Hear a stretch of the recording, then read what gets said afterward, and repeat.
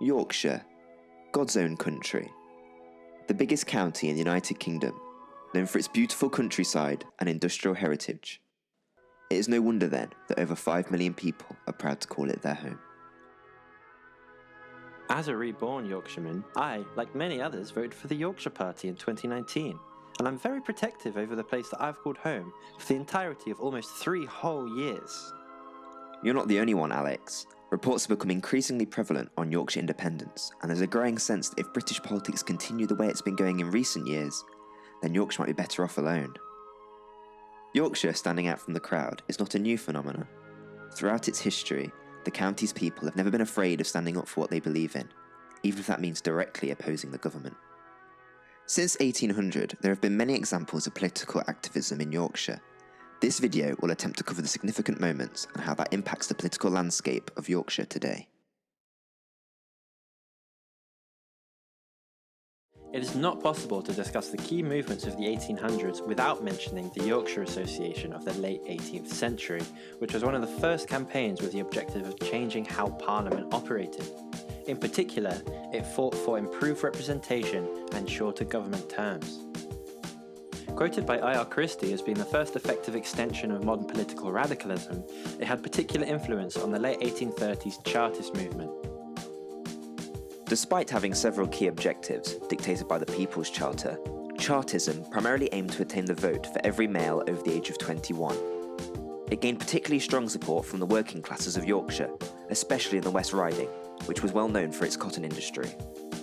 It was here that Yorkshire's geographical landscape became linked with its radicalism. The moors became recognised nationally as areas of protest, with Skircote Moor and Hartshead Moor near Huddersfield gaining a reputation as prominent sites of political agitation.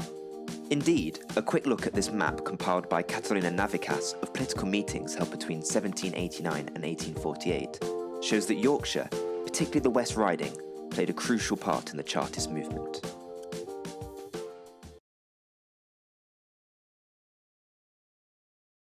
Also in the 19th century was the working class Luddite movement, which arose over discontent with the impact of the Industrial Revolution. Many jobs had been replaced or erased due to technological advancements. Lots of those who had lost jobs, or feared losing them, went about destroying machinery in protest. Luddites primarily worked in the textile industry, and with the West Riding of Yorkshire containing many textile factories, this was a key area for this form of protest. This was similar to Chartism that would follow it, and shows a key through line tying Yorkshire people and their fortitude to radical protest. Also in the early 1800s was Tory radicalism. Similar to Luddism, this was a reaction to the Industrial Revolution. Particularly prominent during the early 1830s, it incorporated a strong criticism of the current economic policy, as well as ardent support for protectionism. A particularly fierce supporter was Leeds-born Richard Ursula, whose determined groundwork eventually led to the passing of the Factories Act in 1847. This lowered the amount of hours that women and under 18s could work in textile mills to 10 hours a day.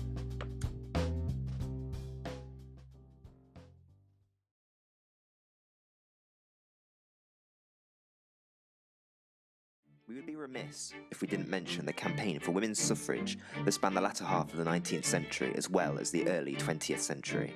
The most well-known group that campaigned for women's right to vote were the Suffragettes, who, led by Emmeline Pankhurst, used radical means of political protest to achieve their goals.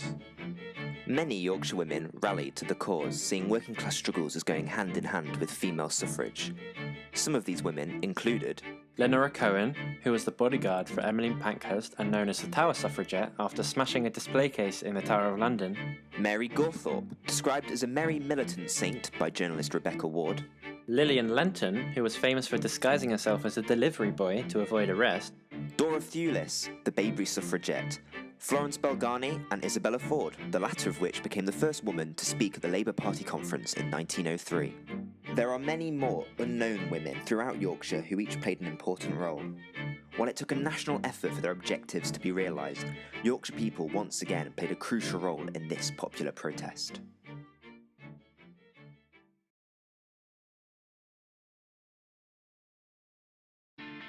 Due to its heavy reliance on coal and steel, when the importance of the mining industry fluctuated, the whole of Yorkshire felt it. As coal mining experienced its decline during the 20th century, Yorkshire was the primary region to suffer. This led to several strikes throughout the 1900s as many coal miners tried to protect their families' livelihoods. Strikes occurred across the UK in 1912, 1921, 1926, 1953, 1969, 1972, 1974 and 1984 and 85. Each time, Yorkshire working men and women downed tools in order to protest against unfair treatment. There were also unofficial strikes in 1955 and 1961 that only really took place in Yorkshire. These strikes set a precedent for aggressive militancy amongst the trade unions that, when combined with the politics of the radical Yorkshire left, led to a new generation of rank-and-file leaders, Arthur Scargill being the most famous, and they quickly took up important positions within the National Union of Mine Workers. These leaders came from within the mining communities of Yorkshire and were not afraid to lead unofficial action or organise openly in defiance of the national bureaucracy. As a result, the unofficial strike of 1969, as well as the strikes in 1972 and 74, which led to the collapse of Edward Heath's Conservative government, were primarily organised and led by Yorkshiremen within the NUM. The 1984-85 strike was also organised by the NUM, but was vastly different to the preceding 1970s strikes. And where the previous Conservative government had fallen, Margaret Thatcher's government refused to budge. Despite this infamous strike requiring efforts from all over the nation, it was Yorkshire's impetus that provided considerable drive, and therefore it was the enduring image of the struggling Yorkshireman that captured the country's heart. Powerful depictions of this experience are found in songs, pictures and movies such as Billy Elliot.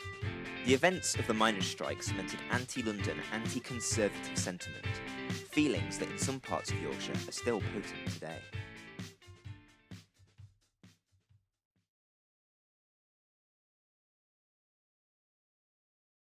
The People's Republic of South Yorkshire was a nickname in the 1970s and 80s, originally used mockingly by members of the Conservative Party to describe the radical municipal socialism of South Yorkshire under its left-wing local government. This name soon came to be seen as a compliment by the local MPs, who were at odds politically with a lot of the rest of the country, where Thatcherism was quickly becoming the dominant political ideology.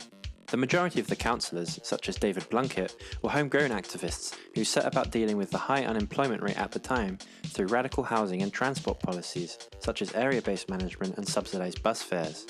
They also lent strong support to humanitarian organisations, particularly the anti-apartheid and anti-nuclear movements, with South Yorkshire being declared as a demilitarised zone, which led to another Conservative nickname, the Peace County. They also supported the miners' strikes of 84-85 and took part in the rate capping rebellion of 1985, firmly establishing themselves in opposition to conservatism. This has persisted to this day, with Labour dominating South Yorkshire, with the Conservative Party only gaining significant inroads in the last general election in 2019.